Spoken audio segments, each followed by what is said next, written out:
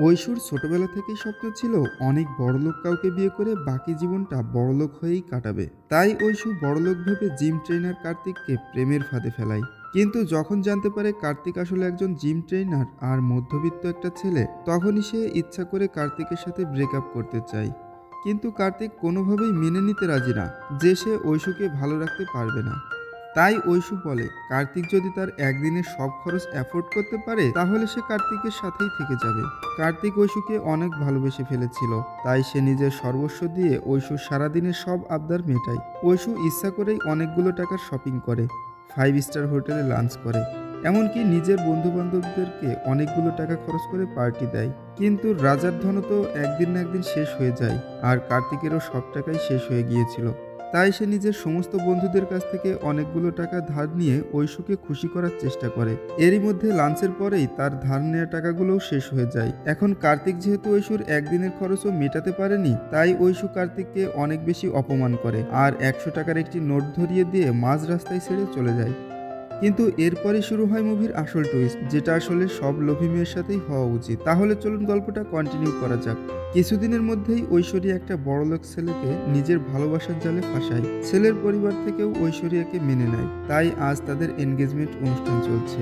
কিন্তু কার্তিক কিভাবে সেটা হতে দিত? সে বিনা দাওয়াতেই সেখানে চলে আসে। কার্তিককে দেখে ঐশু তো খুবই ভয় পেয়ে যায়, কারণ সে কি না কি করে ফেলে।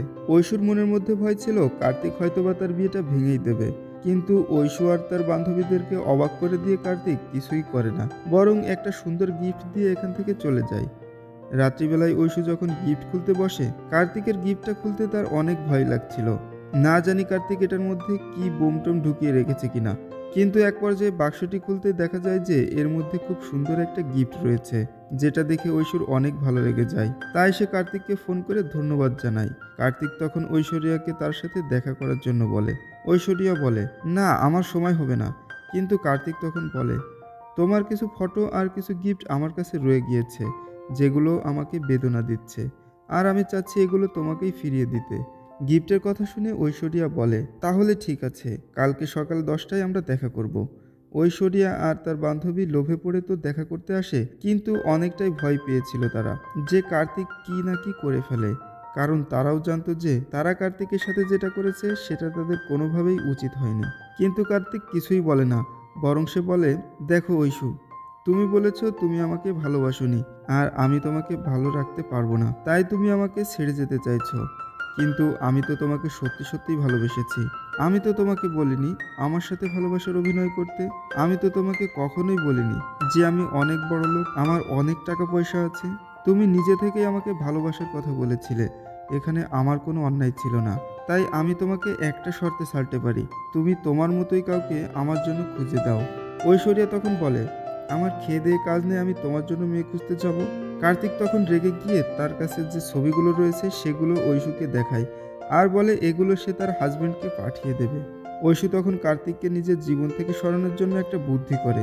পরের দিন সকালে ঐশুর বান্ধবী কার্তিককে ফোন করে বলে ঐশু নাকি সুইসাইড করার চেষ্টা করেছে।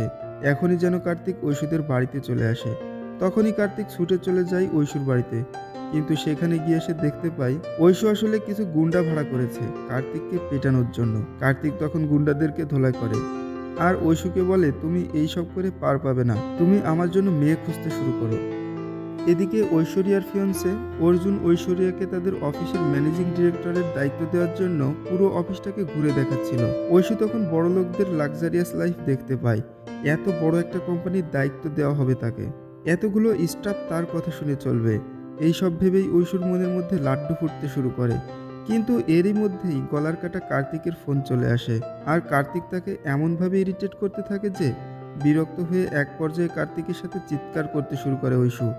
আর এর মধ্যেই অফিসের সব স্টাফরা তাকে দেখতে থাকে, যেটা শুনে অর্জুনও অনেক বেশি রেগে যায় ঐশ্বরিয়ার উপর।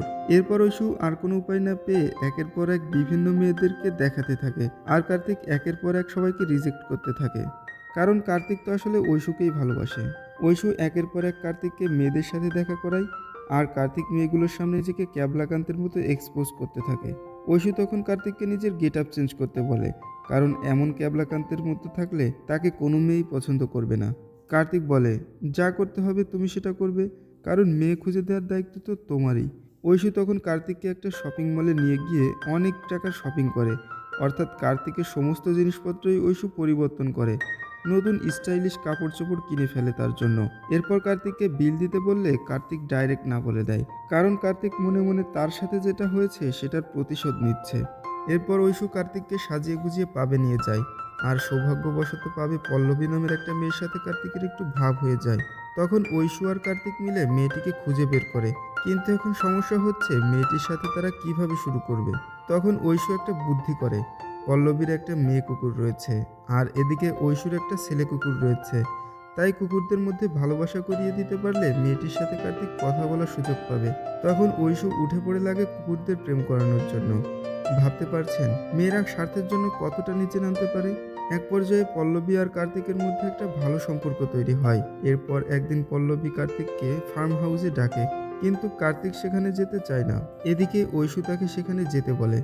কার্তিক তখন বলে, ওখানে গিয়ে আমি কি করব। তখন ঐশু তাকে প্র্যাকটিক্যালি কিছু টিপস দেখাতে থাকে, যেগুলো করলে আসলে কার্তিক মেয়েটির আরও কাছে যেতে পারবে। কিন্তু পরের দিন সকালবেলায় পল্লবী কার্তিককে তাদের ফার্ম হাউসে না গিয়ে ডাইরেক্ট বাসায় আসতে বলে। কার্তিক পল্লবীর বাসায় গিয়ে দেখতে পাই এখানে আবহাওয়াটা একটু গরম। পল্লবী তার অ্যাটিটিউড দিয়ে কার্তিককে কিছু একটা ইশারা করছিল, তাই কার্তিকের একটু সন্দেহ হয়। বাসায় কেউ ছিল না, আর সেখানে কার্তিক আর পল্লবী। যে কোনো সময় যে কোনো কিছু ঘটে যেতে পারে। পল্লবী তখন কার্তিককে বিয়ের প্রপোজালও দেয়। এখন বিয়ের প্রপোজাল পেয়ে কার্তিক কি উত্তর দিয়েছিল সেটা আমরা পরেই জানতে পারবো। পরের দিন কার্তিক ঐশ্বরিয়ার সাথে দেখা করে বলে, আজকেই আমাদের শেষ দেখা, এরপর আমাদের আর দেখা হবে না। যেটা শুনে ঐশুর মন খারাপ হয়ে যায়, কারণ কার্তিককে মেয়ে খুঁজে দেওয়ার চক্করে সে নিজেও আসলে কার্তিকের প্রতি কিছুটা দুর্বল হয়ে গিয়েছে। কিন্তু মনে মনে সে খুশি ছিল, কারণ তার স্বপ্ন তো এবার পূরণ হতে চলেছে। এরপর ঐশুকে অর্জুন নিজের বাড়িতে নিয়ে যায়, যেখানে অর্জুন ঐশুর জন্য কয়েকজন ট্রেনার ঠিক করেছে। ইনি হচ্ছে ঐশুর জিম ট্রেনার। আজ থেকে প্রতিদিন সকালে ঐশুর 1 ঘন্টা করে জিম করতে হবে। ইনি হচ্ছেন ঐশুর ইয়োগা টিচার। জিম শেষ করে তার 1 ঘন্টা ইয়োগাও করতে হবে। ইনি স্টাইলিস্ট আর ইনি বিউটিশিয়ান। আর সবার লাস্টে ইনি হচ্ছেন হ্যান্ড রাইটিং টিচার। অর্জুন ঐশুকে বলে, আজকের পর থেকে তোমার ড্রেস থেকে খাদ্যাভ্যাস পর্যন্ত সব কিছু এনারাই কন্ট্রোল করবেন। পরের দিন থেকে ঐশুর ট্রেনিং শুরু হয়ে যায়, আর তার উপরে চলতে থাকে এক অমানবিক অত্যাচার। সকাল সকাল তাকে ডেকে তোলা হয়, আর ঘুম থেকে উঠতে দেরি হলেই ঝাড়ি দিতে শুরু করে। অর্জুন বলে, এত দেরি করে তুমি ঘুম থেকে উঠেছো কেন? আমাদের ফ্যামিলির কিছু আদর্শ আছে, আর কিছু নিয়ম আছে, তোমাকে সেগুলো অবশ্যই মেনে চলতে হবে। তাকে বাচ্চাদের মতো করে হ্যান্ড রাইটিং প্র্যাকটিস করতে বলা হয়। এরপর জিম, তারপর ইয়োগা। এভাবেই তাকে শারীরিক এবং মানসিক দুইভাবেই টর্চার করতে থাকে, কারণ অর্জুনের ফ্যামিলির সাথে তার তাল মিলিয়ে চলতে হলে ঐশুকে এইসব কিছু মেনটেন করতেই হবে। এমনকি খাবার টেবিলে পর্যন্ত সে কী খাবে সেটাও অর্জুনের ট্রেনাররাই ডিসাইড করে দেবে। এক পর্যায়ে ঐশু দেখতে পায় যে তার স্বপ্ন আসলে উল্টো হয়ে যাচ্ছে। সে একটা জেলখানায় আটকা পড়ে গিয়েছে। তার মতো করে সে কিছুই করতে পারছে না, বরং ট্রেনিং চলতে চলতে সে অসুস্থ হয়ে যায়। তখন অর্জুন ডাক্তার ডেকে দেয়, কিন্তু অর্জুন তার কাছে এক বিন্দু মাত্র বসে না। তখন সে বুঝতে পারে ভালোবাসা মানুষের জীবনে কতটা দরকার। এরপর সে একদিন কার্তিকের সাথে দেখা করতে যায়। কার্তিক তখন তার গ্রামের বাড়িতে যাচ্ছিল, তাই কার্তিকের সাথে সে গ্রামের বাড়িতেই বেড়াতে যায়, যেখানে কার্তিকের পরিবারের সাথে অনেক হাসি খুশি আর ফ্রেন্ডলি সময় কাটায় সে। সেখানে সে কার্তিকের সাথেও অনেক বেশি মজা করে, আর কার্তিকের ফ্যামিলিকেও ঐশুর অনেক ভালো লাগে। এতক্ষণে সে কার্তিক আর অর্জুনের মধ্যে পার্থক্যটা বুঝতে পেরেছে। এরপর কার্তিকের সাথে ঐশু গ্রামের মন্দিরে যায়, যেখানে পল্লবীর সাথে তার দেখা হয়। পল্লবী তখন বলে, কালকে ভ্যালেন্টাইন্স ডে, মানুষ তাদের ভালোবাসা প্রকাশ করবে, আর আমি আর কার্তিক এনগেজমেন্ট করব। যেটা শুনে ঐশুর মন খারাপ হয়ে যায়। এরই মধ্যে এখানে অর্জুন চলে আসে, আর ঐশুকে দামি গাড়িতে করে নিজের বাড়িতে ড্রপ করে দেয়। কিন্তু দামি গাড়িতে ওঠার স্বপ্ন তার পূরণ হলেও তার মনে কোনোভাবেই শান্তি ছিল না, কারণ সে মনে মনে কার্তিক আর পল্লবীর বিয়ের কথা ভাবছিল। আজ তার মনে হচ্ছে সে নিজের অনেক দামি কিছু হারিয়ে ফেলতে চলেছে। তার বুকের কোনো এক দিকটা খালি খালি লাগছে। আজকে সে বুঝতে পারছে টাকাই মানুষকে সুখে রাখতে পারে না। সে এটাও বুঝতে পারছে টাকা থাকলে সুখী হওয়া সম্ভব না। এভাবেই দিন পেরিয়ে ভ্যালেন্টাইন ডে চলে আসে। আজ কার্তিক আর পল্লবীর এনগেজমেন্ট আর তার ফ্লাইট, কারণ অর্জুনের সাথে তার বিয়েটা হবে দেশের বাইরে। এরই মধ্যে এয়ারপোর্টে যাওয়ার সময় ঐশু ডিসিশন নিয়ে ফেলেছে, সে কার্তিকের কাছেই ফিরে যাবে। সে কার্তিককে ছাড়া বাঁচতে পারবে না। কিন্তু কিভাবে সে কার্তিকের কাছে যাবে? কার্তিক কি তাকে মেনে নেবে? এরপর এক পর্যায়ে সে গাড়ি থেকে নিচে নেমে যায় আর অর্জুন আর তার ফ্যামিলির মুখের উপর বলে দেয়, আমি এই বিয়ে করতে পারবো না, তুমি আমাকে ক্ষমা করে দাও। এত কিছুর পর এটা শুনে অর্জুন রেগে যায় আর বলে, তুমি বিয়ে করতে পারবে না মানে?